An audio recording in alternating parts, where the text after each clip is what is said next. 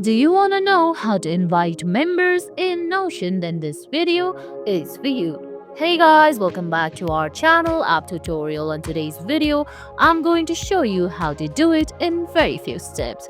It's very quick and easy, so let's get started. First of all, open the Notion on your laptop.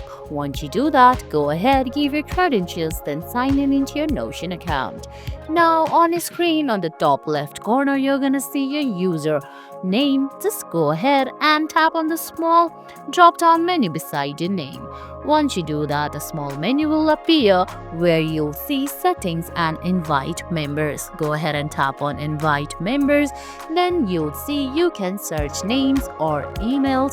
Go ahead and type in the email address or the name right there. Then you can see the other option there is you can select if you want them as your workspace owner or member. You're gonna have to go ahead and select member, then tap on send invite.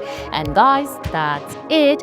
That's how you invite members on Notion. I hope you found this video helpful. If you did, please give it a thumbs up, leave a comment, subscribe to our channel and hit that bell icon.